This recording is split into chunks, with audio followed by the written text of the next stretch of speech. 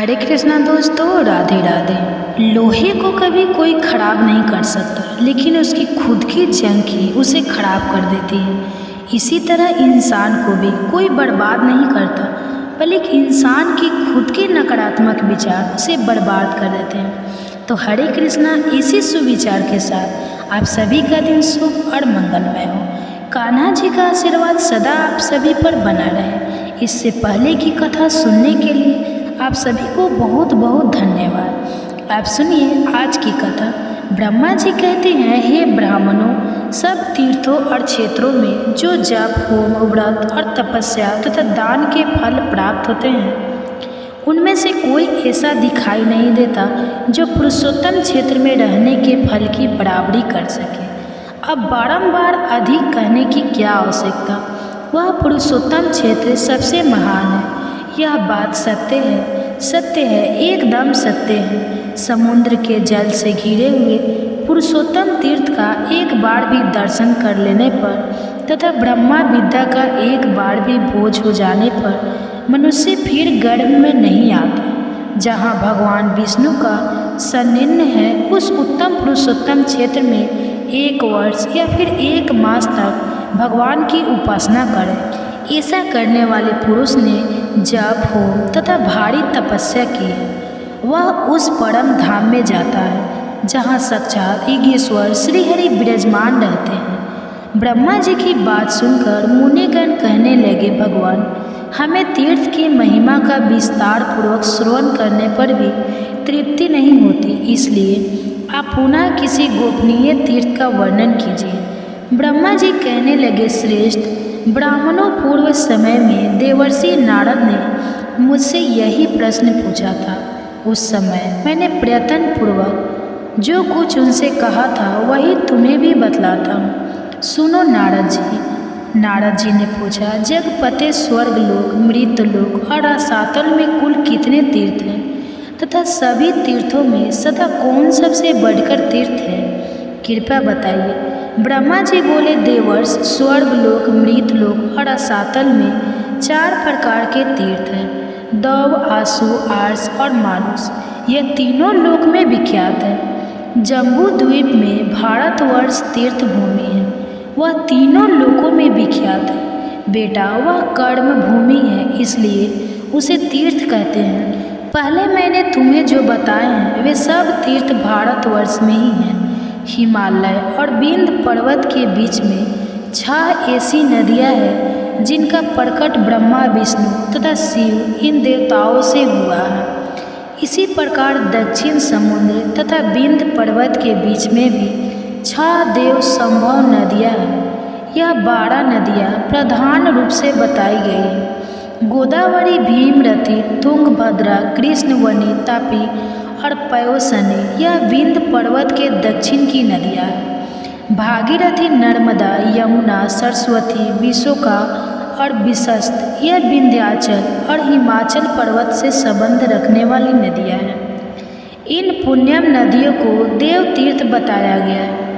कोलासल वृत्त, त्रिपुर अंधक है, मुर्दा, लवंग, नमु, शंख, यम, पताल, केतु, मय तथा पुष्कर इनके द्वारा आवृत तीर्थ आसु कहलाते हैं। प्रभास, भार्गव और अगस्त्य, नारायण, विशिष्ट, भरद्वाज, गौतम और कश्यप इन ऋषि मुनियों द्वारा सेवित तीर्थ ऋषि तीर्थ हैं। अमरीश, हरिचंद्र, मधाता, मनुकुरु, कंखल, भद्राक्ष, असर, अशुभ, नचिकेता, वृषा, कपि तथा अरिदम आदि मानवों द्वारा निर्मित तीर्थ मानुष कहलाते हैं। यह सब यश तथा उत्तम फल की सिद्धि के लिए बने गए हैं।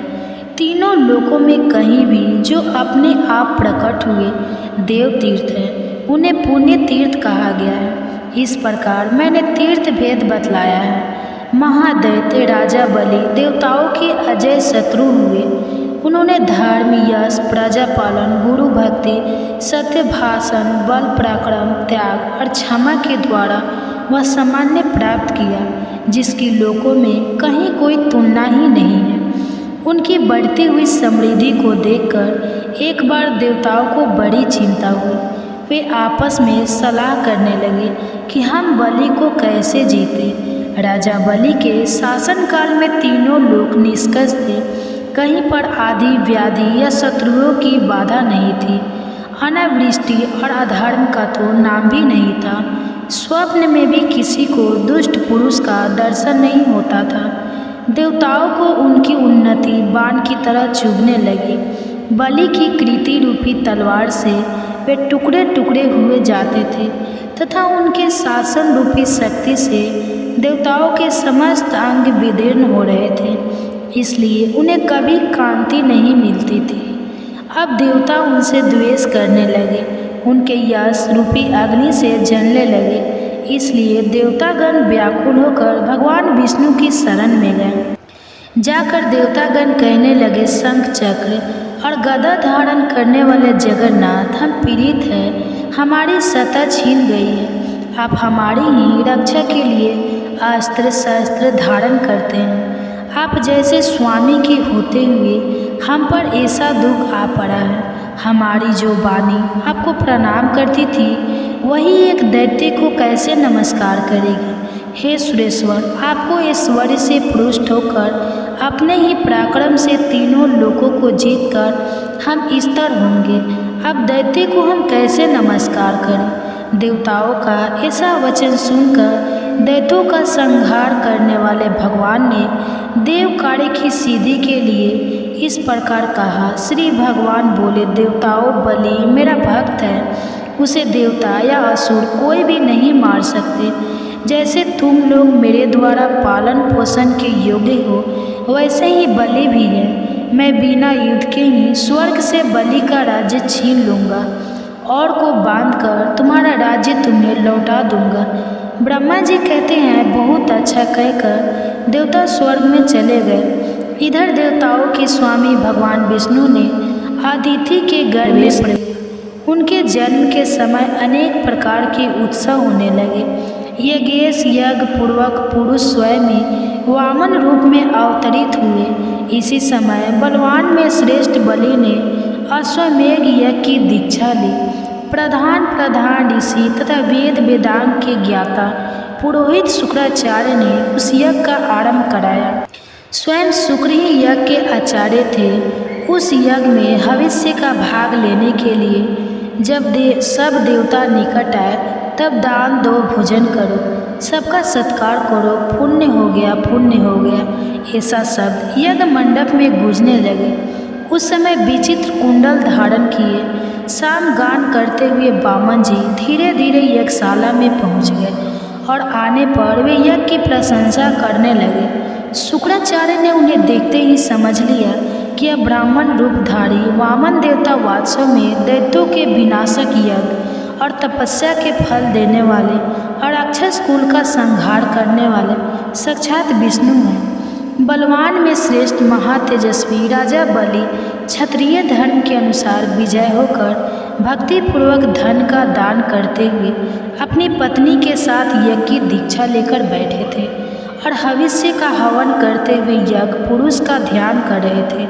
शुक्राचार्य जी ने वामन जी को पहचान कर तुरंत ही राजा बलि से कहा, राजन, यह जो बौने शरीर वाले ब्राह्मण तुम्हें यज्ञ में आए हैं, वे वास्तव में ब्राह्मण नहीं, यह यज्ञ वाहन यज्ञ श्री विष्णु हैं। प्रभु, इसमें तीन संदेह नहीं कि यह देवताओं का हित करने के लिए बालक रूप धारण करके तुमसे कुछ याचन करने आए हैं। इसलिए पहले मुझसे सलाह लेकर पीछे इन्हें कुछ देना चाहिए। यह सुनकर शत्रु विजय बलि ने अपने पुरोहित शुक्राचार्य से कहा, मैं धन्य हूँ जिसके घर पर साक्षात ईश्वर मूर्तिमान होकर पधारे और कोई याचना करते हैं। अब इसमें सलाह लेने के योग्य कौन सी बात रह जाती है। ऐसा कहकर पत्नी और पुरोहित शुक्राचार्य के साथ राजा बलि उस स्थान पर आए जहाँ अदिति नंदन वामन जी विराजमान थे। राजा ने हाथ जोड़कर पूछा, भगवान बताइए आप क्या चाहते हैं। तब वामन जी ने, नेहा महाराज, केवल 3 पग भूमि दे दीजिए और किसी की धन की मुझे आवश्यकता नहीं। बहुत अच्छा कहकर राजा बलि ने रत्न जट कलश से जल लिया और वामन जी को भूमि संकल्प करके दे दी। सभी महर्षि और शुक्राचार्य चुपचाप मौन में देखते रहे। वामन जी ने धीरे से कहा, राजन, स्वस्थ आप सुखी रहे, मुझे मेरे नापी हुई 3 पग भूमि दे दीजिए। तब वे तथास्तु कहकर जैसे ही वामन जी की ओर देखा, वे विराट रूप हो गए। चंद्रमा और सूर्य उनकी छाती के सामने आ गए। उन्हें इस रूप में देखकर पत्नी सहित दैत्य आज बलि ने विनय पूर्वक कहा, जगदम्ब विष्णु, आप अपनी शक्ति पर भैर बढ़ाइए। तब श्री विष्णु बोले, दैत्य आज देखो मैं पैर बढ़ाता हूँ। बलि ने कहा, बढ़ाइए प्रभु, अवश्य बढ़ाइए। तब भगवान ने पृथ्वी के नीचे स्थित कच्छप की पीठ पर पैर रखकर पहला पग बलि के यज्ञ में रखा, किंतु उनका दूसरा पग ब्रह्मा लोक तक जा पहुँचा। उस समय उन्होंने बलि से कहा, दैत्य, मेरा तीसरा पग रखने के लिए तो अब स्थान ही नहीं बचा, कहाँ रखूँ स्थान? दो यह सुनकर बलि ने हंसते हुए कहा, जगत, मैं देवेश्वर, आपने ही तो जगत की सृष्टि की है, मैं तो इसका सृष्टा नहीं हूँ। अगर यह छोटा सा थोड़ा हो गया हो तो इसमें तो आपकी ही दोष है, मैं क्या करूँ? केशव, फिर भी मैं अभी असत्य नहीं बोलता, इसलिए आप मेरे सत्य की रक्षा करते हुए अपना तीसरा पग मेरी पीठ पर ही रखिए। बलि का यह वचन सुनकर वेद त्रय रूप देव पूजित भगवान प्रसन्न होकर बोले, दैत्य, आज मैं तुम्हारी भक्ति से बहुत प्रसन्न हूँ, तुम्हारा कल्याण हो, कोई वर मांगो। तब बलि ने जगत के स्वामी भगवान त्रिभुवन से कहा, अब मैं आपसे याचना नहीं करूँगा। तब भगवान ने स्वयं ही प्रसन्न होकर उन्हें मनवांछित वर दे दिया। वर्तमान समय में रसातल का राज्य, भविष्य में इंद्र पद, स्वतंत्रता तथा अविनाशी यश आदि प्रदान किए। इस प्रकार दैत्य आज बलि को यह सब कुछ देकर भगवान ने उन्हें पुत्र और पत्नी सहित रसातल में भेज दिया। इससे पहले की कथा सुनने के लिए आप सभी का बहुत बहुत धन्यवाद। आप सुनिए आज की कथा, और आज की कथा को सुनकर आप वीडियो को लाइक करके कमेंट बॉक्स में राधे राधे जरूर लिखिएगा। तो मुनियों ने पूछा, हे ब्रह्मा जी, भगवान श्री कृष्ण का स्नान किस समय और किस विधि से होता है? हे विधियों में श्रेष्ठ, हमें उसकी विधि भी बताइए। तब ब्रह्मा जी इस प्रकार कहने लगे, मुनियों, श्री कृष्ण, बलराम और सुभद्रा का स्नान परम पुण्यपम और सभी पापों का नाशक है। मैं उसकी विधि आदि का वर्णन करता हूँ, ध्यान पूर्वक सुनो। ज्येष्ठ मास में पूर्णिमा को ज्येष्ठा नक्षत्र आने पर वहाँ हर समय श्री का स्नान होता है। वहाँ सर्वतीर्थम कूप है जो अत्यंत निर्मल और पवित्र माना गया है। जेठ पूर्णिमा को उसमें भागवती गंगा प्रत्यक्ष रूप से प्रकट होती है, इसलिए ज्येष्ठ की पूर्णिमा को श्रवणमयी कृष्ण, बलभद्र और सुभद्रा जी के स्नान के लिए उस कूप से जल निकाला जाता है। इसके लिए एक सुंदर मंच बनाकर उसे पताका आदि से सुसज्जित किया जाता है। वह सुदृष्ट और सुखपूर्वक चलने योग्य बना होता है। वस्त्र और फूलों से उसे सजाया जाता है। वह खूब बड़ा होता है और धूप से सुवासित किया जाता है। उस पर श्री कृष्ण और बलराम जी को स्नान कराने के लिए श्वेत वस्त्र बिछाया जाता है। उसे सजाने के लिए मोती के हार लटकाए जाते हैं। तरह तरह के बाजों की ध्वनि होती रहती है। एक मंच पर एक और भगवान श्री कृष्ण और दूसरी ओर भगवान बलराम विराजते हैं। बीच में सुभद्रा देवी को पधरा कर जय जयकार और मंगल घोष के साथ स्नान कराया जाता है। उस समय ब्राह्मण, क्षत्रिय, वैश्य, शूद्र तथा अन्य जाति के लाखों स्त्री पुरुष उन्हें घेरे रहते हैं। गृहस्थ, स्नातक, सन्यासी और ब्रह्मचारी सभी मंच पर विराजमान भगवान श्री कृष्ण और बलराम जी को स्नान कराते हैं। पूर्व संपूर्ण तीर्थ अपने पुष्प मिश्रित जल में अलग अलग भगवान को स्नान कराते हैं।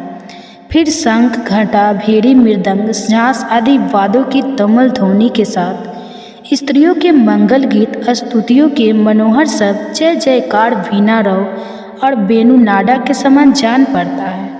उस समय मुनिगण वेद पाठ और मंत्रोच्चारण करते रहते हैं। साम गान के साथ तरह तरह की स्तुतियों के पुण्यम शब्द होते रहते हैं। यति, स्नातक, गृहस्थ और ब्रह्मचारी स्नान के समय बड़ी प्रसन्नता के साथ भगवान विष्णु की स्तुति करते हैं तो श्री कृष्ण और बलराम जी के ऊपर रत्न दंड विभूषित चौर डाला जाते हैं। आकाश में यक्ष, विधातर, सिद्ध, किन्नर, अप्सराएं, देव, गंधर्व, चारण, आदित्य, वसु, रुद्र, साध, विश्वदेव, मरुत, गण, लोकपाल तथा अन्य लोग भी भगवान पुरुषोत्तम की स्तुति करते हैं।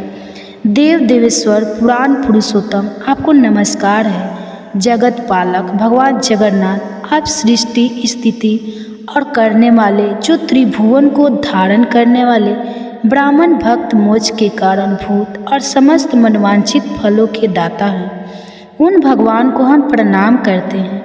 इस प्रकार आकाश में खड़े हुए देवता श्री कृष्ण, महाबली बलराम तथा सुभद्रा देवी की स्तुति करते, गंधर्व गाते और अप्सराएं नृत्य करती रहती है। देवताओं के बाजे बजते और शीतल वायु चलती है। उस समय आकाश में उमड़े हुए बादल पुष्प मिश्रित जल की वर्षा करते हैं। मुनि, सिद्ध और चारण जय जयकार करते हैं। इसके बाद देवतागण मंगल सामग्रियों के साथ विधि और मंत्र युक्त अभिषेक उपयोगी द्रव्य लेकर भगवान का अभिषेक करते हैं। इंद्र, सूर्य, चंद्रमा, धाता, विधाता, वायु, अग्नि, पूषा, भग, आड़मा, तौसा दोनों पत्नियों सहित विव, स्वान, मित्र, वरुण, रुद्र, वसु, आदित्य, अश्विनी कुमार, विश्वदेव, मरुदगण, साध्य, पितर, विधातर, पितामह, पुलतः से पुलह, अंगिरा, कश्यप, अत्रि, मरीच, भृगु, ऋतु, हर, प्रेक्षता, मनु, दक्ष, धर्मकाल, यम, ऋतु, यमदूत तथा अन्य अनेकों देवता भगवान का अभिषेक करने के लिए इधर उधर से आते हैं और स्वर्णमय कलश में रखे हुए पुष्प मिश्रित आकाश गंगा के जल से भगवान श्री कृष्ण, सुभद्रा तथा बलराम जी को स्नान कराते हैं और प्रसन्नतापूर्वक इस प्रकार उनकी स्तुति करते हैं। संपूर्ण लोकों का पालन करने वाले जगन्नाथ, आपकी जय हो, जय हो। आप भक्तों के रक्षक तथा शरणागत वत्सल है। संपूर्ण भूतों में व्यापक आदिदेव, आपकी जय हो।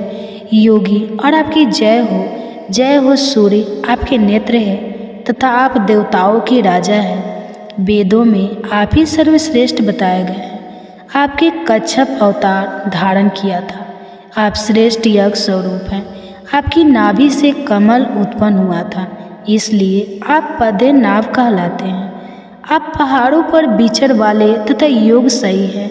आपकी जय हो, जय हो। महान वेग धारण करने वाले विश्व मूर्ति चक्रधर, भूतनाथ, धरणीधर, शेष साइन, आपकी जय हो, जय हो। आप पीताम्बरधारी, चंद्रमा के समान कांति, मान योग में वास करने वाले, अग्निमुख, धर्म के आवास स्थान, गुणों के भंडार, लक्ष्मी जी के निवास स्थान और गुरुड़ वाहन है।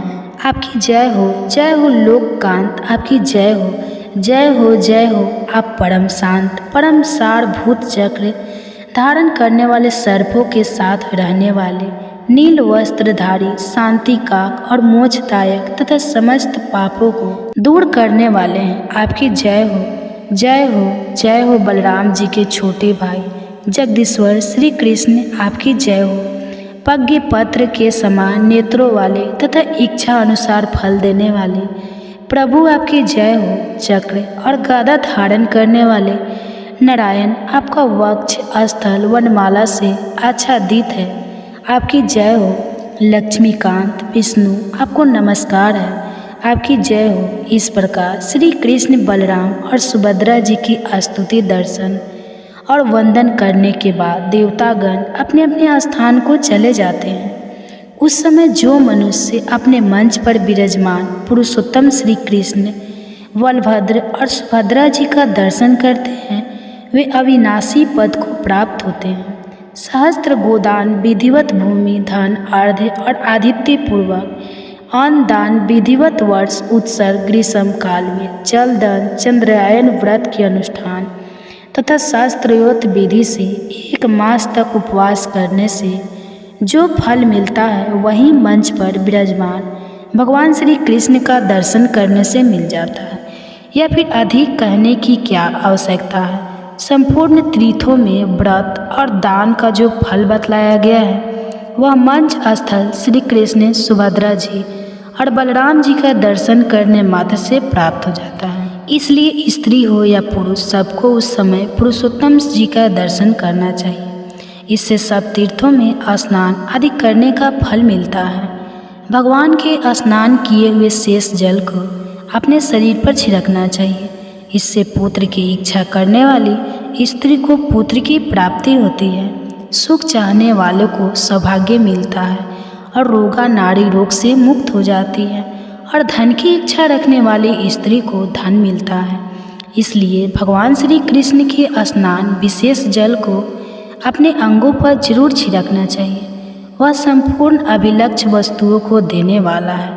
जो स्नान के पश्चात दक्षिणा अभिमुख जाते हुए भगवान श्री कृष्ण का दर्शन करता है वे निश्चय ही ब्रह्मा हत्या आदि पापों से मुक्त हो जाता है। शास्त्रों में पृथ्वी की 3 परिक्रमा करने का जो फल बताया गया है वही दक्षिणा भी मुख यात्रा करते हुए भगवान श्री कृष्ण का दर्शन करने से प्राप्त होता है।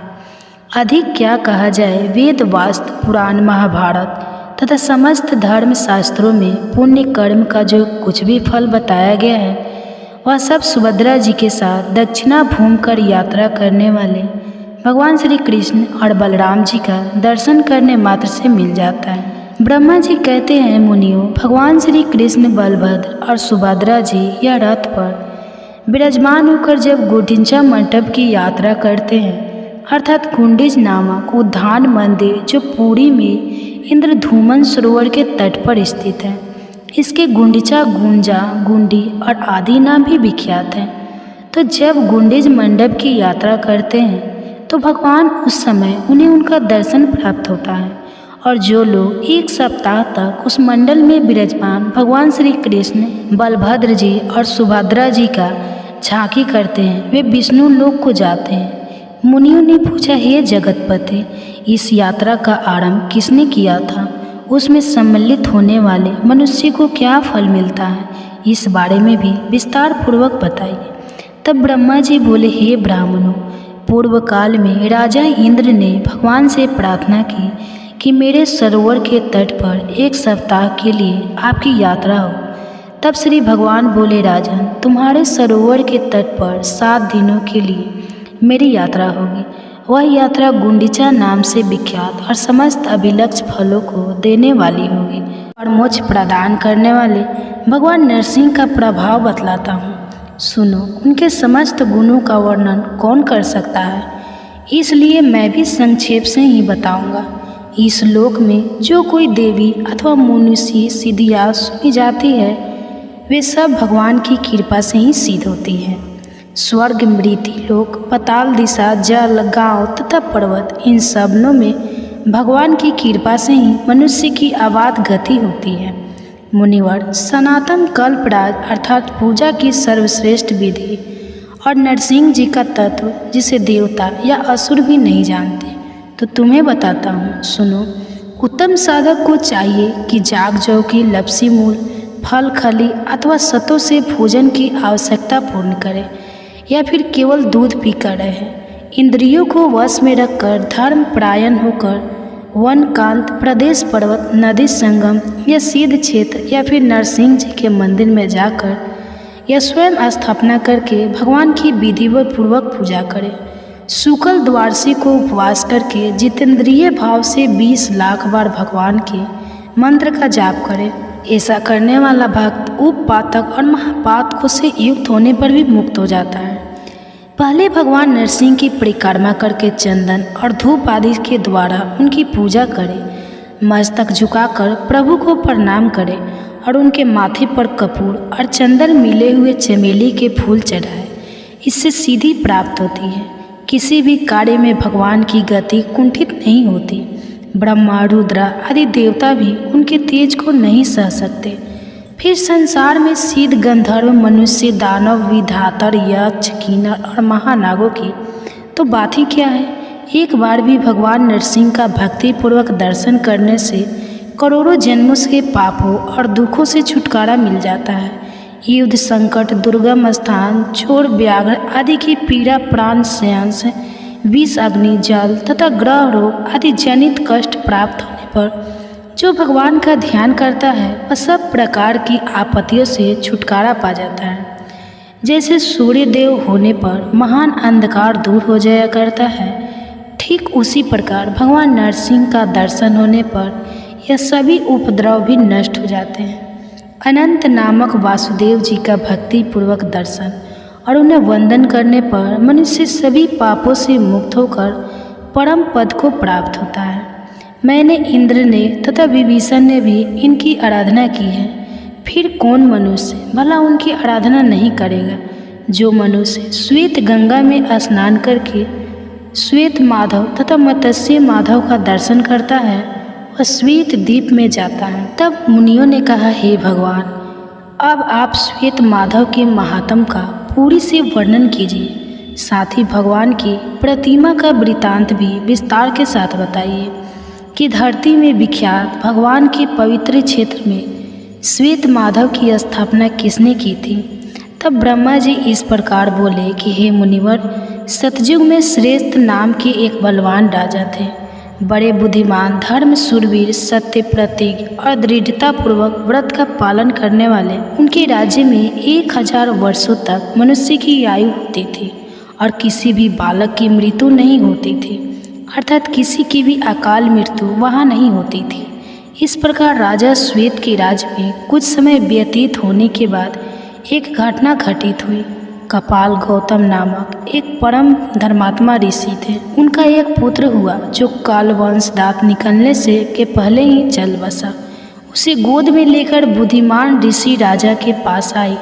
राजा ने ऋषि कुमार को अचेत अवस्था में सोया देखकर उसको जीवित करने के लिए प्रतिज्ञा की। राजा बोले, अगर यमलोक में गए हुए इस बालक को मैं 7 दिन के भीतर ना ला सकी तो मैं जलती हुई चिता पर चढ़ जाऊंगा।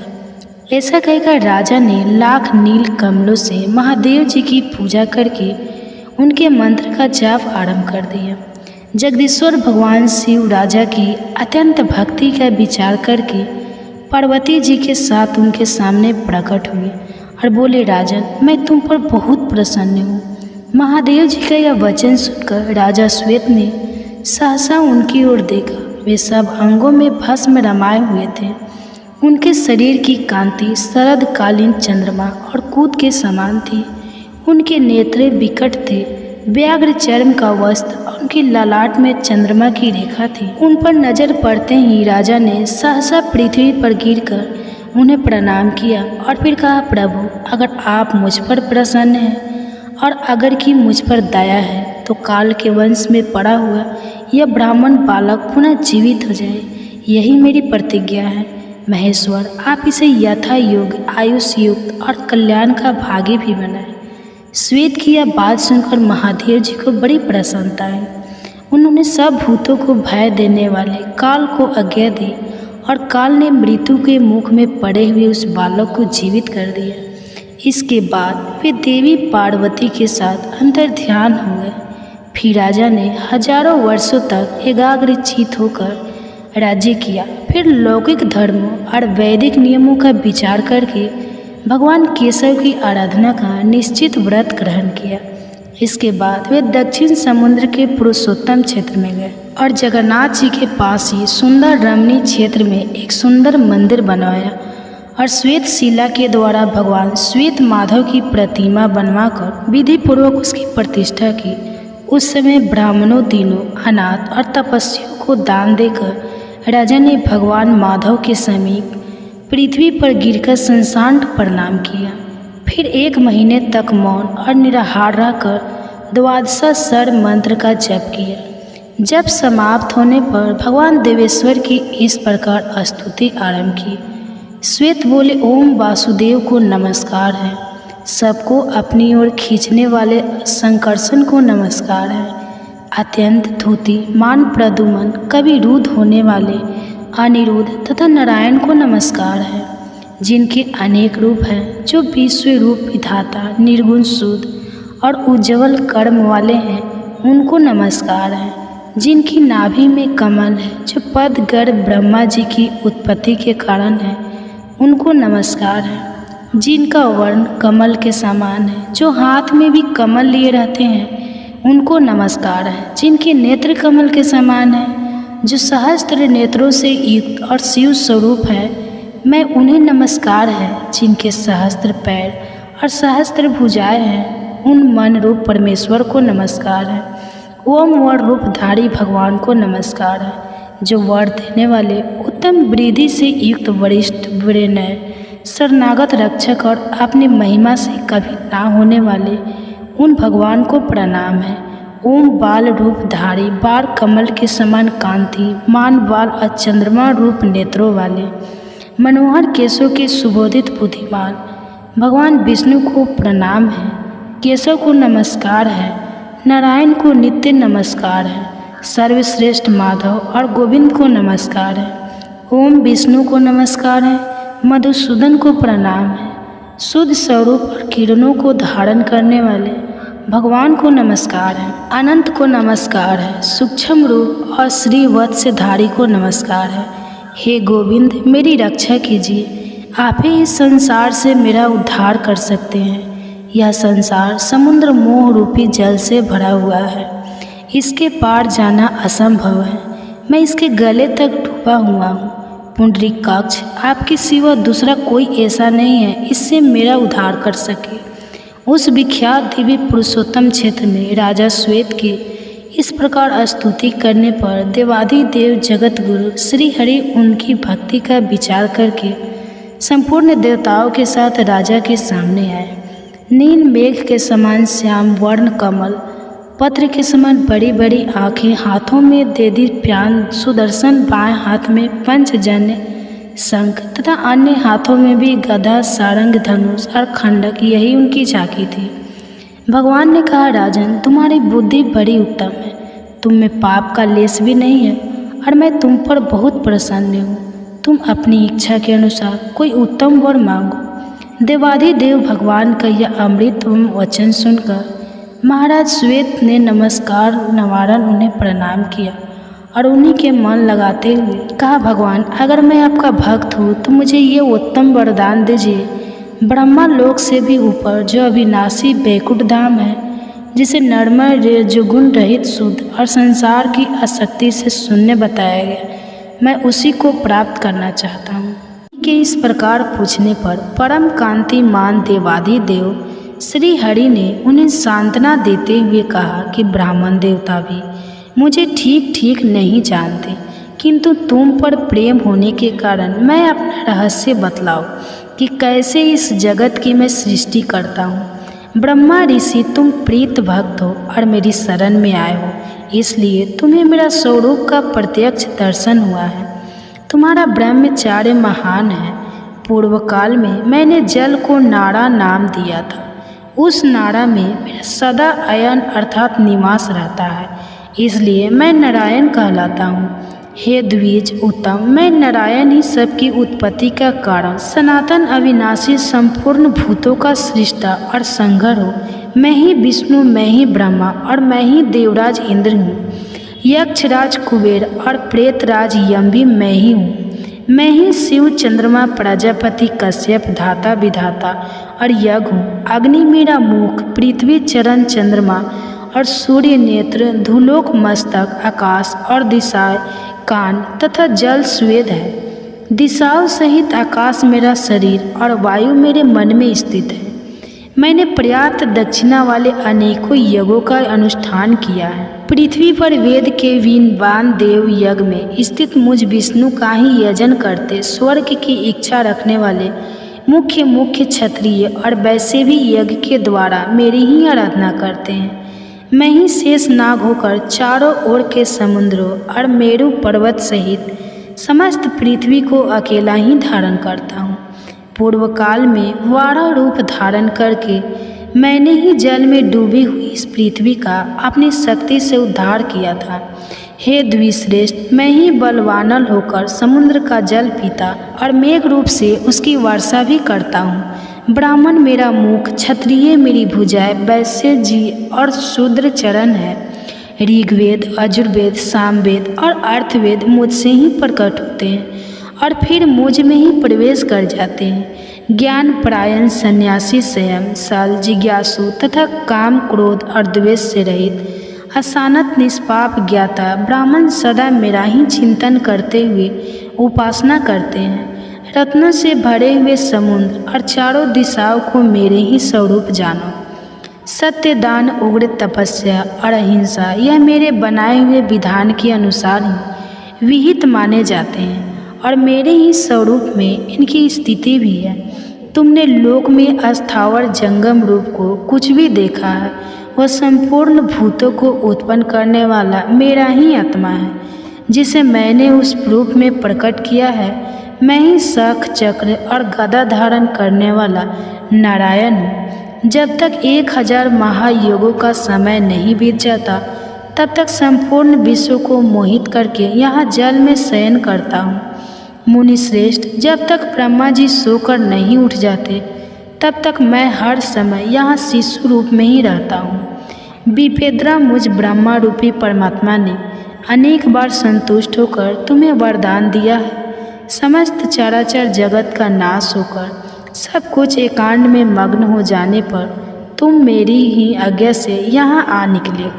फिर जब मेरे शरीर के भीतर प्रविष्ट हुए, तब मैंने तुम्हें संपूर्ण जगत का दर्शन कराया है। वहाँ संपूर्ण लोकों को देखकर तुम आश्चर्य में पड़ गए और मुझे समझ ही नहीं पाए। तब तुरंत ही मैंने तुम्हें अपने मुख से बाहर निकाल दिया और जो देवताओं और असुरों के लिए भी दुर्जय है, उस अपने आत्म तत्व का तुमसे वर्णन किया है। जब तक महातपस्वी ब्रह्मा जी जागते नहीं, तब तक तुम यहीं निर्भय होकर सुखपूर्वक बीचो। उनके जागने के बाद मैं अकेला ही समस्त भूतों और उनके शरीरों की सृष्टि करूँगा।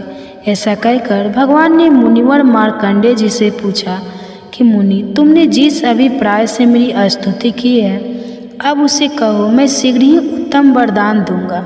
भगवान का यह कल्याणमय वचन सुनकर मार्कंडेय मुनि सहसा उनके चरणों में गिर पड़े और इस प्रकार बोले, देवेश, मैंने आपके उत्कृष्ट स्वरूप का दर्शन किया, इससे मेरा सारा मोह दूर हो गया। नाथ, अब आपकी कृपा से मैं यह चाहता हूँ कि संपूर्ण लोकों के हित, भिन्न भिन्न भावनाओं की पूर्ति तथा शैव और वैष्णव के विवाद निवारण के लिए मैं इस परम उत्तम पवित्र पुरुषोत्तम तीर्थ में भगवान शिव का बहुत बड़ा मंदिर बनवाऊं और उसमें शंकर जी की प्रतिष्ठा करूं। इससे संसार के लोग यह जान लेंगे कि विष्णु और शिव एक रूप ही हैं। यह सुनकर भगवान जगन्नाथ ने फिर से महामुनि मार्कंडेय जी से कहा, हे ब्राह्मण, तुम मेरी आज्ञा से शीघ्र एक मंदिर बनवाओ और उसमें नाना भावों की पूर्ति और आराधना के लिए परम कारण भूत भुवनेश्वर लिंग की स्थापना करो। उनके प्रभाव से तुम्हारा भगवान शिव के लोक में अक्षय निवास होगा।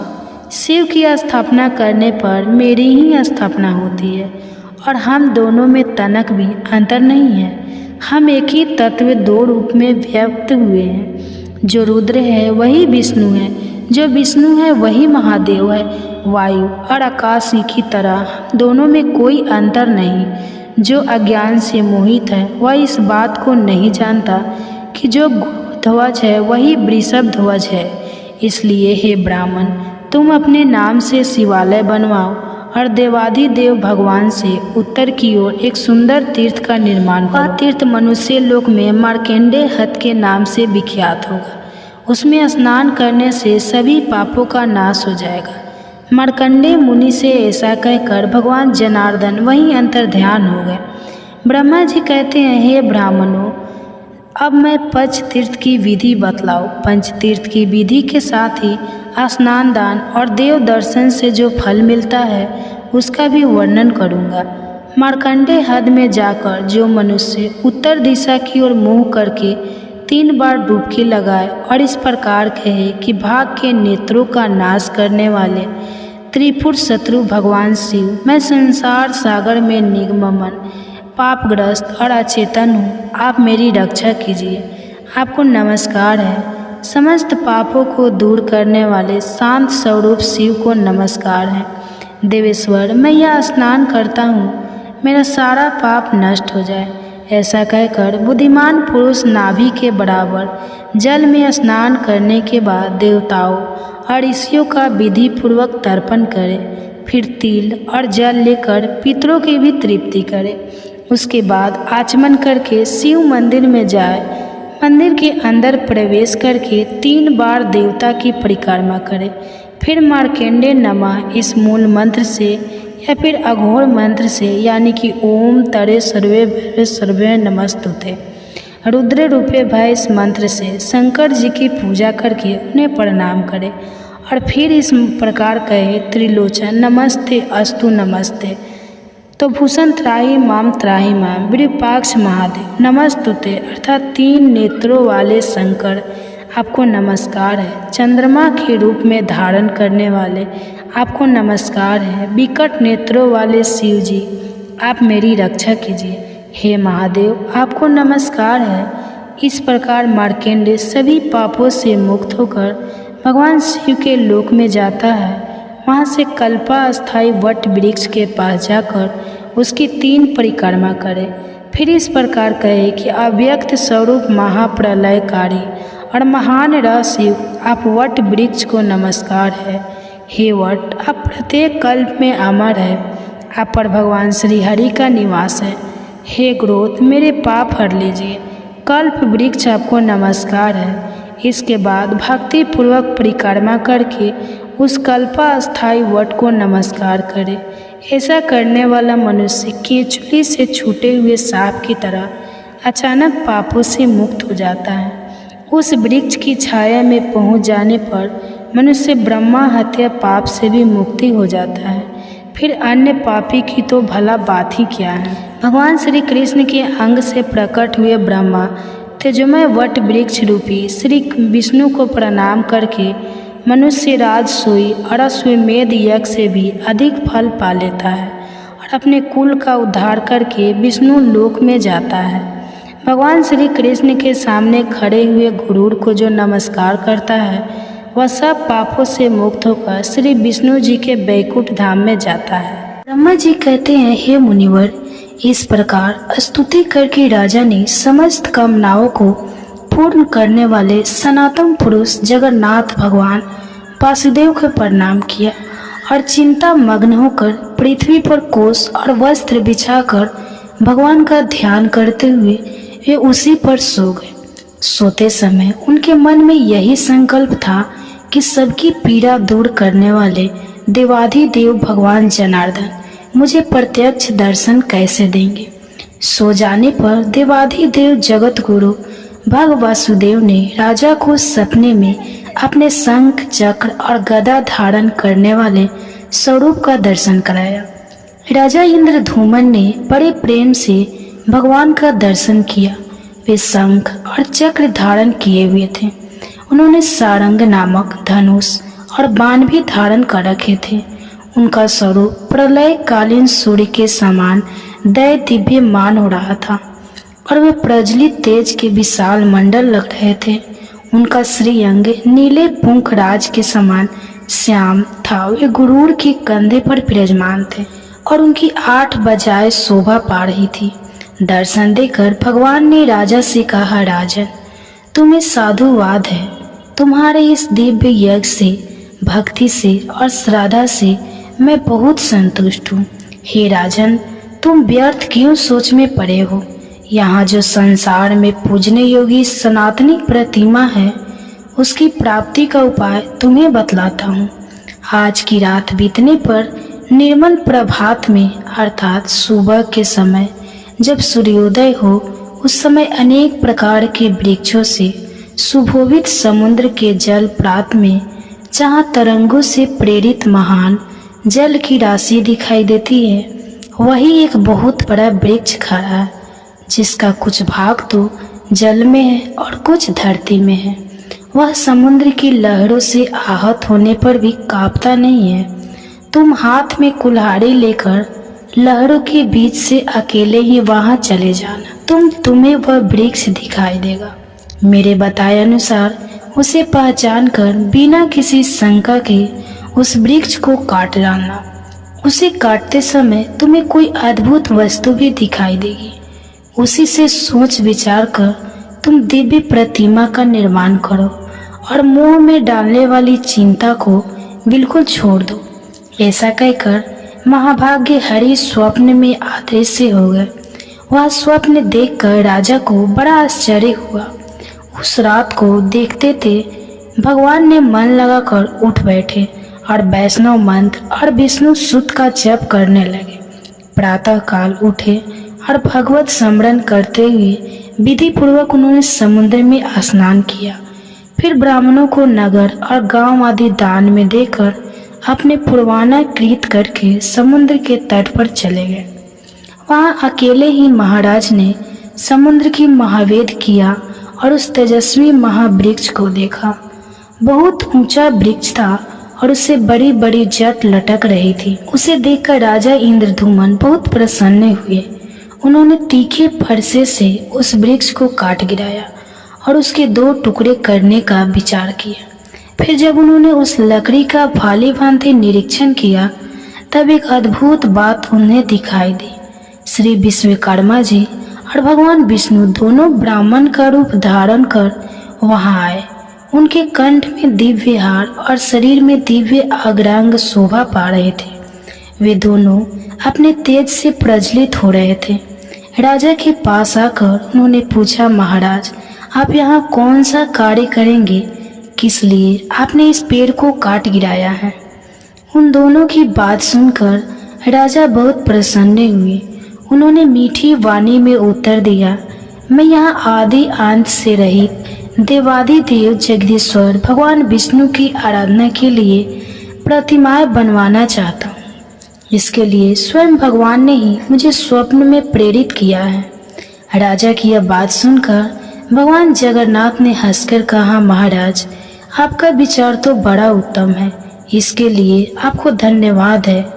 यह भयंकर संसार सागर केले के पत्ते की तरह सारहीन है। इसमें दुख की अधिकता है।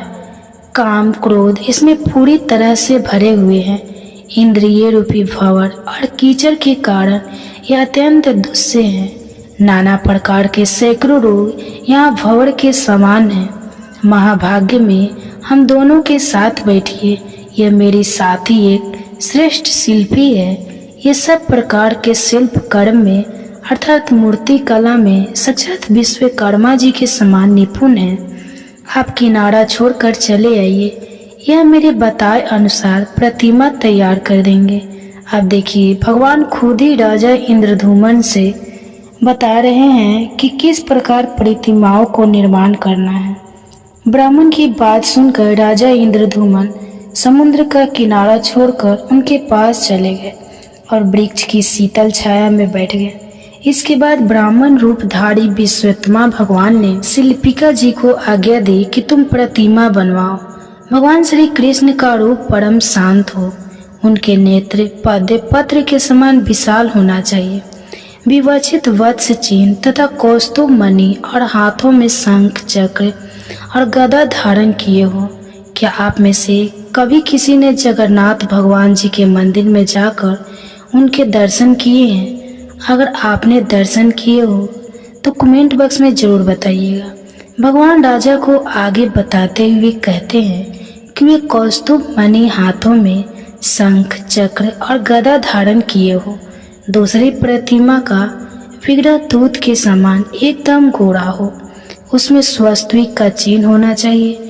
वे अपने हाथ में हल धारण किए हो। उनका नाम महाबली अनंत अर्थात बलराम जी होगा।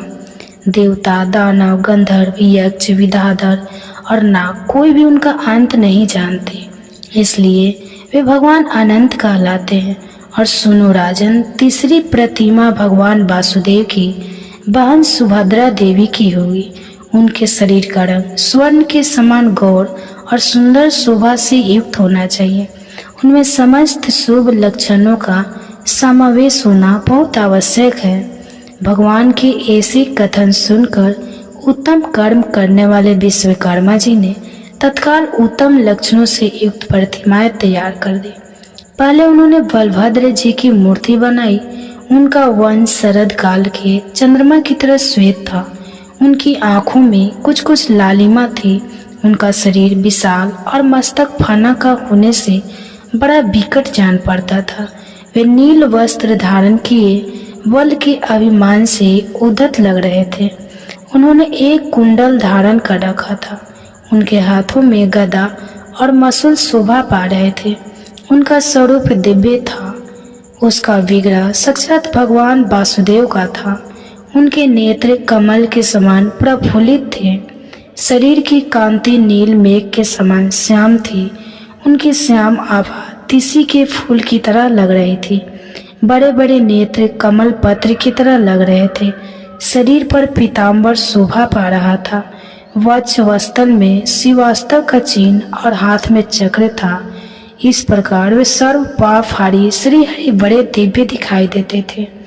तीसरी प्रतिमा सुभद्रा जी की थी, जिनके देह की दिव्य कांति सोने की तरह दमक रही थी। उनके नेत्र कमल पत्र के समान विशाल थे। उनका अंग विचित्र वस्त्र से ढका हुआ था। विहार और कियर आदि विचित्र आभूषणों से सुभूषित थी। गले में रत्नम हार लटक रहा था। इस प्रकार विश्वकर्मा जी ने उनकी बड़ी ही सुंदर रमणीय प्रतिमा बनाई। राजा इंद्रदमन ने यह बड़ी ही अद्भुत बात देखी। सब प्रतिमाएं बिल्कुल एक क्षण में ही बन गई थी। सभी 2 दिव्य वस्त्रों से ढकी हुई थी। सबका तरह तरह के रत्नों से श्रृंगार किया गया था और सभी प्रतिमाएं अत्यंत मनोहर और समस्त शुभ लक्षणों से संपन्न थी। उन्हें देखकर राजा अत्यंत आश्चर्य मग्न होकर बोले कि आप दोनों ब्राह्मण के रूप में साक्षात देवता तो नहीं पधारे हैं। आप दोनों के तो बड़े अद्भुत हैं और आपके व्यवहार देवताओं की तरह लग रहे हैं। निश्चय ही आप मनुष्य तो नहीं जान पड़ते। आप देवता है या मनुष्य, यक्ष है या फिर विधाता। आप कहीं ब्रह्मा जी और विष्णु जी तो नहीं हैं। दोनों अश्विनी कुमार तो नहीं है। आप मायामय रूप से स्थित हैं, इसलिए आपके यथार्थ स्वरूप को तो मैं नहीं जानता। अब आप ही दोनों की शरण में आया हूँ। मेरे सामने अब अपने वास्तविक रूप को प्रकट कीजिए। तब श्री भगवान बोले, मैं देवता यक्ष देवताएं इंद्र ब्रह्मा अथवा रुद्र नहीं हूँ। मुझे पुरुषोत्तम समझो। मैं समस्त लोगों की पीड़ा दूर करने वाला अत्यंत बल पौरुष से संपन्न असंपूर्ण भूतों का आराध्य हूँ। तो दोस्तों, हरे कृष्णा। इससे पहले की कथा आप सभी ने सुनी और कमेंट बॉक्स में अपना भरपूर प्यार दिया। इसी तरह का प्यार आप हमेशा देते रहिएगा, क्योंकि आपका यह प्यार भरा कमेंट्स मेरे लिए बहुत मनोबल बढ़ाने वाला होता है और आपका यह छोटा सा प्यार न जाने कितनों को उम्मीद की रोशनी दे देता है। इसलिए ऐसे ही उम्मीद की रोशनी यहाँ बांटते रहिए और सभी का साथ बनाए रखिए। अब सुनिए आज की कथा। श्री ब्रह्मा जी कहते हैं, प्राचीन सत्यों की बात है। इंद्रदमन नाम के विख्यात एक राजा थे, जो इंद्र के समान ही पराकर थे। वे सत्यवादी, पवित्र, दक्ष उपयोग में समर्थ, दानी, प्रवचन बोलने वाले और विष्णु भक्त थे। इस प्रकार से 100 गुण संपन्न राजा इंद्रधूमन समूची पृथ्वी का पालन करते थे। एक समय उनके मन में भगवान श्री हरि की पूजा अर्चना करने का विचार प्रकट हुआ। अब वे सोचने लगे कि मैं किस क्षेत्र में, किस तीर्थ में, किस नदी के तट पर या फिर किस आश्रम में देवाधिदेव भगवान जनार्दन की आराधना करूं।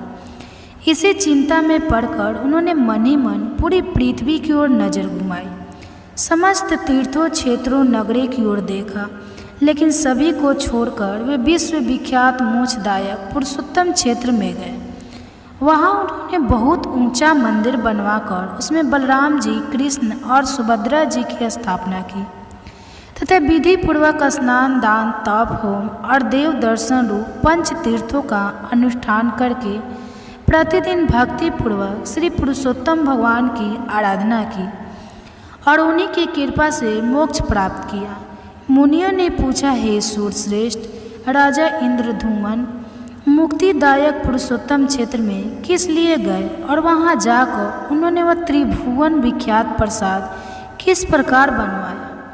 प्रजापति, उन्होंने भगवान श्री कृष्ण, बलराम जी और सुभद्रा जी की स्थापना कैसे की, यह सब बातें विस्तार पूर्वक बताने की कृपा करें। तब श्री ब्रह्मा जी कहने लगे, हे ब्राह्मणों, तुम लोग जो प्राचीन वृत्तांत पूछ रहे हो, वह सब पापों को दूर करने वाला पवित्र भोग और मोक्ष देने वाला तथा अत्यंत शुभ है। इस प्रश्न के लिए मैं तुम्हें धन्यवाद देता हूँ। तुम जितेंद्रिय और विशुद्ध चित्त होकर सुनो। मैं सतयुग के राजा इंद्रधूमन का चरित्र बतलाता हूँ। इस पृथ्वी पर मालवा में अवंती यानी उज्जैन नाम की नगरी विख्यात है। वही राजा इंद्रधूमन की राजधानी थी। अवंती इस पृथ्वी के मुकुट के समान थी। वहाँ हष्ट पुष्ट मनुष्य भरे हुए थे।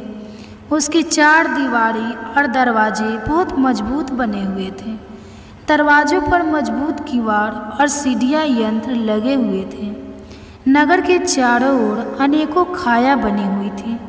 नगर में बहुत से व्यापारी बसते थे। नाना प्रकार के बर्तनों की अच्छी बिक्री होती थी।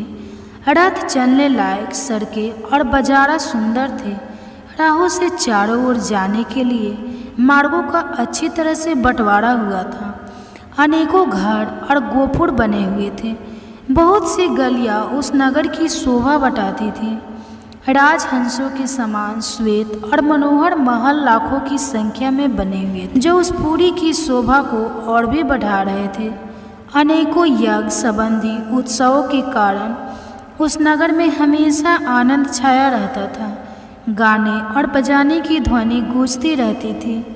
तरह तरह की ध्वजा और कताओं की वह पूरी सुभूषित थी। हाथी, घोड़े, रथ और पैदल की सेना चारों ओर व्याप्त थी। अनेक प्रकार के सैनिक वहाँ भरे थे। अनेकों जनपदों के लोग वहाँ पर बसे हुए थे। ब्राह्मण, क्षत्रिय, वैश्य, शूद्र तथा विद्वान पुरुषों से वह नगरी सुभूषित थी। वहाँ मलिन, मूर्ख, निर्धन, रोगी, अंगहीन और जुआरी मनुष्यों का अभाव था। वहाँ के स्त्री पुरुष सदा प्रसन्न रहा करते थे।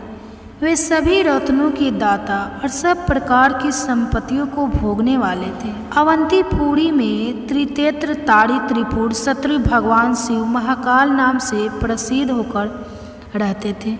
वे समस्त कामनाओं को पूर्ण करने वाले हैं। वहाँ एक शिव कुंड है जो सब पापों का नाश करने वाला है। उसमें विधि पूर्वक स्नान करके देवताओं, ऋषियों और पितरों का तर्पण करें। फिर शिवालय में जाकर भगवान शिव की 3 बार परिक्रमा करें। उसके बाद स्नान, पुष्प, गंध, धूप और दीप आदि के द्वारा भक्तिपूर्वक महाकाल का विधिवत पूजन करें। ऐसा करने वाला मनुष्य 1000 असीमित यज्ञों का फल प्राप्त करता है। वह सभी पापों से मुक्त होकर समस्त कामनाओं को पूर्ण करने वाले विमानों द्वारा भगवान शिव के परम धाम में जाता है। अवंती में शिप्रा नाम से प्रसिद्ध पवित्र नदी भी है। उसमें विधि पूर्वक स्नान करके देवताओं और पितरों का तर्पण करने से मनुष्य सभी पापों से मुक्त हो जाता है और श्रेष्ठ विमान पर विराजमान होकर स्वर्ग लोक में नाना प्रकार के भोगता है। वहीं देवाधिदेव भगवान जनार्दन भी निवास करते हैं, जो गोविंद के स्वामी के नाम से प्रसिद्ध हैं। वे भोग और मोक्ष प्रदान करने वाले हैं। उनका दर्शन करके मनुष्य अपनी 21 पीढ़ियों सहित मुक्त हो जाता है। उनके सिवा वही विक्रम स्वामी नाम के भगवान विष्णु का भी निवास है।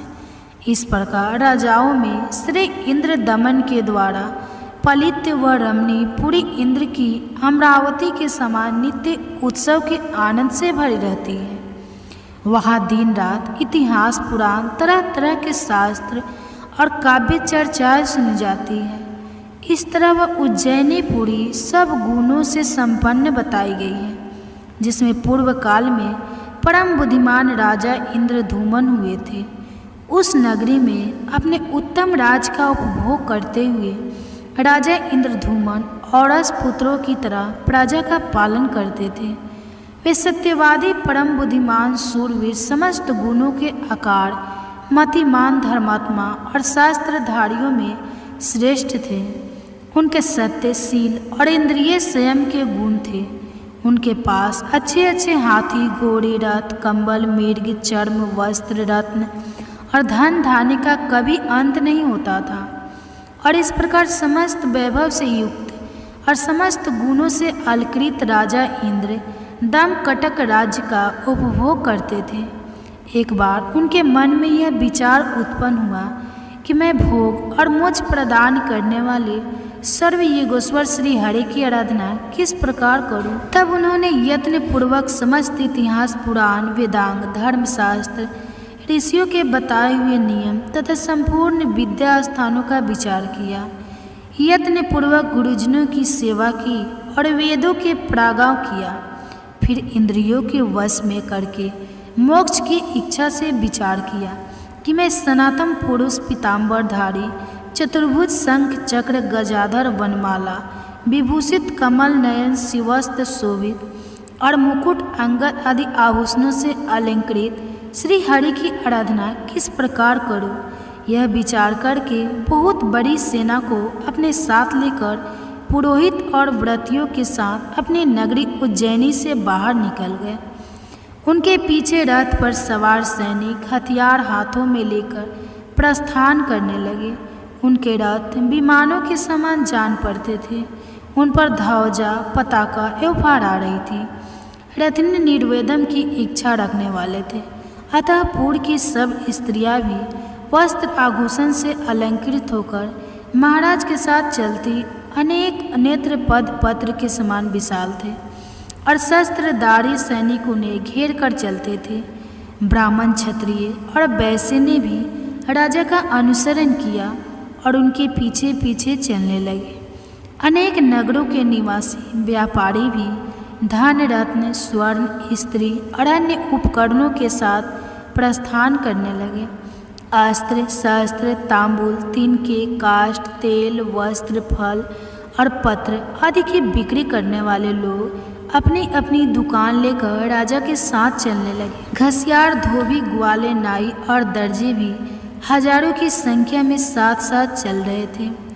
मंगल पाठ करने वाले, पुराणों का अर्थ करने में प्रवीण, कथावाचक, काव्य रचयिता, कवि, विष छाड़ने वाले, गरुड़ विद्या के जनाकर, तरह तरह के रत्नों की परीक्षा करने वाले, गज चिकित्सक, मनुष्य चिकित्सक, वृक्ष चिकित्सक, गौ चिकित्सक और समस्त पूर्वास राजा के पीछे पीछे चलने लगे। जैसे दूसरे गांव को जाते हुए पिता के पीछे पुत्र भी उत्सुक होकर जाने लगते हैं, ठीक उसी प्रकार समस्त पूर्ववासियों ने भी राजा इंद्रदमन का अनुसरण किया और उनके साथ साथ चलने लगे। इस प्रकार हाथी, घोड़े, रथ और पैदल सहित महान जन समुदाय के साथ धीरे धीरे यात्रा करते हुए महाराज इंद्र दक्षिण समुद्र के तट पर जा पहुँचे। वहाँ उन्होंने रमणीय समुद्र का दर्शन किया, जो लाखों उताल लकड़ी उसमें बड़े जोर का शब्द हो रहा था। खारे पानी से भरा हुआ वह नदियों का स्वामी सिंधु परम पवित्र, सभी पापों को दूर करने वाला और समस्त मनोचित्र को देखकर राजाओं में श्रेष्ठ इंद्रदमन को बड़ा आश्चर्य हुआ। उन्होंने समुद्र के तट पर पहुंचकर एक मनोहर प्रदेश में, जो कि स्वर्ण गुण संपन्न और पवित्र था, निवास किया। मुनि ने पूछा, हे ब्राह्मण, भगवान विष्णु के उस परम पवित्र पुरुषोत्तम क्षेत्र में क्या पहने? भगवान की कोई प्रतिमा नहीं थी, जो राजा ने सेना और सवारियों के साथ वहां जाकर श्री कृष्ण, बलराम और सुभद्रा जी की स्थापना की। तब ब्रह्मा जी बोले, हे महर्षियों, इस विषय में समस्त पापों का विनाश करने वाली प्राचीन कथा सुनो, मैं उसे संक्षेप में कहूँगा। हरे कृष्णा दोस्तों, आप सभी का दिन शुभ और मंगलमय। दोस्तों, पहले लोग मरते थे और आत्मा भटकती थी, और अब आत्मा मर चुकी है, लोग भटक रहे हैं। और यही कारण है कि अब समाज में या हमारे देश में अपराध बढ़ने लगे हैं। इसलिए अपने अंदर की इंसानियत को जगाकर ऐसे अपराधों के प्रति सजग होना और ऐसे अपराधों को रोकना हम सबके लिए बहुत ज़रूरी है। इसी सुविचार के साथ आप सभी का दिन शुभ और मंगलमय हो। तो दोस्तों, हरे कृष्णा, इससे पहले की कथा आप सभी ने सुनी और कमेंट बॉक्स में अपना भरपूर प्यार दिया। इसी तरह का प्यार आप हमेशा देते रहिएगा, क्योंकि आपका यह प्यार भरा कमेंट्स मेरे लिए बहुत मनोबल बढ़ाने वाला होता है और आपका यह छोटा सा प्यार न जाने कितनों को उम्मीद की रोशनी दे देता है। इसलिए ऐसे ही उम्मीद की रोशनी यहाँ बांटते रहिए और सभी का साथ बनाए रखिए। अब सुनिए आज की कथा। श्री ब्रह्मा जी कहते हैं, प्राचीन सत्यों की बात है। इंद्रदमन नाम के विख्यात एक राजा थे जो इंद्र के समान ही पराकर थे। वे सत्यवादी, पवित्र, दक्ष, उपयोग में समर्थदानी, प्रवचन बोलने वाले और विष्णु भक्त थे। इस प्रकार से 100 गुण संपन्न राजा इंद्रधूमन समूची पृथ्वी का पालन करते थे। एक समय उनके मन में भगवान श्री हरि की पूजा अर्चना करने का विचार प्रकट हुआ। अब वे सोचने लगे कि मैं किस क्षेत्र में, किस तीर्थ में, किस नदी के तट पर या फिर किस आश्रम में देवाधिदेव भगवान जनार्दन की आराधना करूं। इसी चिंता में पड़कर उन्होंने मन ही मन पूरी पृथ्वी की ओर नजर घुमाई। समस्त तीर्थों, क्षेत्रों, नगरी की ओर देखा, लेकिन सभी को छोड़कर वे विश्वविख्यात मोक्षदायक पुरुषोत्तम क्षेत्र में गए। वहाँ उन्होंने बहुत ऊंचा मंदिर बनवाकर उसमें बलराम जी, कृष्ण और सुभद्रा जी की स्थापना की तथा विधि पूर्वक स्नान, दान, तप, होम और देव दर्शन रूप पंच तीर्थों का अनुष्ठान करके प्रतिदिन भक्ति पूर्वक श्री पुरुषोत्तम भगवान की आराधना की और उन्हीं की कृपा से मोक्ष प्राप्त किया। मुनियों ने पूछा, हे सूर्यश्रेष्ठ राजा इंद्रधूमन, मुक्तिदायक पुरुषोत्तम क्षेत्र में किस लिए गए और वहां जाकर उन्होंने वह त्रिभुवन विख्यात प्रसाद किस प्रकार बनवाया? प्रजापति, उन्होंने भगवान श्री कृष्ण, बलराम जी और सुभद्रा जी की स्थापना कैसे की? यह सब बातें विस्तार पूर्वक बताने की कृपा करें। तब श्री ब्रह्मा जी कहने लगे, हे ब्राह्मणों, तुम लोग जो प्राचीन वृत्तांत पूछ रहे हो वह सब पापों को दूर करने वाला, पवित्र भोग और मोक्ष देने वाला तथा अत्यंत शुभ है। इस प्रश्न के लिए मैं तुम्हें धन्यवाद देता हूँ। तुम जितेंद्रिय और विशुद्ध चित्त होकर सुनो। मैं सतयुग के राजा इंद्रधूमन का चरित्र बतलाता हूँ। इस पृथ्वी पर मालवा में अवंती यानी उज्जैन नाम की नगरी विख्यात है। वही राजा इंद्रधूमन की राजधानी थी। अवंती इस पृथ्वी के मुकुट के समान थी। वहाँ हष्ट पुष्ट मनुष्य भरे हुए थे। उसकी 4 दीवारी और दरवाजे बहुत मजबूत बने हुए थे। दरवाजों पर मजबूत किवाड़ और सीढ़ियाँ यंत्र लगे हुए थे। नगर के चारों ओर अनेकों खाया बनी हुई थी। नगर में बहुत से व्यापारी बसते थे। नाना प्रकार के बर्तनों की अच्छी बिक्री होती थी। रथ चलने लायक सड़कें और बाजारा सुंदर थे। राहों से चारों ओर जाने के लिए मार्गों का अच्छी तरह से बंटवारा हुआ था। अनेकों घर और गोपुर बने हुए थे। बहुत सी गलियां उस नगर की शोभा बढ़ाती थी। राजहंसों के समान श्वेत और मनोहर महल लाखों की संख्या में बने हुए थे, जो उस पुरी की शोभा को और भी बढ़ा रहे थे। अनेकों यज्ञ संबंधी उत्सवों के कारण उस नगर में हमेशा आनंद छाया रहता था। गाने और बजाने की ध्वनि गूंजती रहती थी। तरह तरह की ध्वजा और कताओं की वह पूरी सुभूषित थी। हाथी, घोड़े, रथ और पैदल की सेना चारों ओर व्याप्त थी। अनेक प्रकार के सैनिक वहाँ भरे थे। अनेकों जनपदों के लोग वहाँ पर बसे हुए थे। ब्राह्मण, क्षत्रिय, वैश्य, शूद्र तथा विद्वान पुरुषों से वह नगरी सुभूषित थी। वहाँ मलिन, मूर्ख, निर्धन, रोगी, अंगहीन और जुआरी मनुष्यों का अभाव था। वहाँ के स्त्री पुरुष सदा प्रसन्न रहा करते थे। वे सभी रत्नों के दाता और सब प्रकार की संपत्तियों को भोगने वाले थे। अवंतीपुरी में त्रिनेत्र, तारी, त्रिपुर, शत्रु भगवान शिव महाकाल नाम से प्रसिद्ध होकर रहते थे। वे समस्त कामनाओं को पूर्ण करने वाले हैं। वहाँ एक शिव कुंड है जो सब पापों का नाश करने वाला है। उसमें विधि पूर्वक स्नान करके देवताओं, ऋषियों और पितरों का तर्पण करें। फिर शिवालय में जाकर भगवान शिव की 3 बार परिक्रमा करें। उसके बाद स्नान, पुष्प, गंध, धूप और दीप आदि के द्वारा भक्तिपूर्वक महाकाल का विधिवत पूजन करें। ऐसा करने वाला मनुष्य 1000 असीमत यज्ञों का फल प्राप्त करता है। वह सभी पापों से मुक्त होकर समस्त कामनाओं को पूर्ण करने वाले विमानों द्वारा भगवान शिव के परम धाम में जाता है। अवंती में शिप्रा नाम से प्रसिद्ध पवित्र नदी भी है। उसमें विधि पूर्वक स्नान करके देवताओं और पितरों का तर्पण करने से मनुष्य सभी पापों से मुक्त हो जाता है और श्रेष्ठ विमान पर विराजमान होकर स्वर्ग लोक में नाना प्रकार के भोगता है। वहीं देवाधिदेव भगवान जनार्दन भी निवास करते हैं, जो गोविंद के स्वामी के नाम से प्रसिद्ध हैं। वे भोग और मोक्ष प्रदान करने वाले हैं। उनका दर्शन करके मनुष्य अपनी 21 पीढ़ियों सहित मुक्त हो जाता है। उनके सिवा वही विक्रम स्वामी नाम के भगवान विष्णु का भी निवास है। इस प्रकार राजाओं में श्री इंद्र दमन के द्वारा पलित व रमणी पूरी इंद्र की अमरावती के समान नित्य उत्सव के आनंद से भरी रहती है। वहाँ दिन रात इतिहास, पुराण, तरह तरह के शास्त्र और काव्य चर्चाएं सुनी जाती है। इस तरह वह उज्जैनी पुरी सब गुणों से संपन्न बताई गई है, जिसमें पूर्व काल में परम बुद्धिमान राजा इंद्रधूमन हुए थे।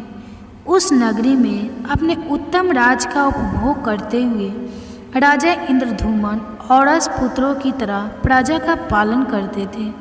वे सत्यवादी, परम बुद्धिमान, शूरवीर, समस्त गुणों के आकार, मतिमान, धर्मात्मा और शास्त्रधारियों में श्रेष्ठ थे। उनके सत्य, शील और इंद्रिय संयम के गुण थे।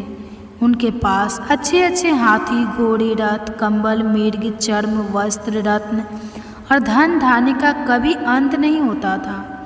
और इस प्रकार समस्त वैभव से युक्त और समस्त गुणों से अलकृत राजा इंद्र दमकटक राज्य का उपभोग करते थे।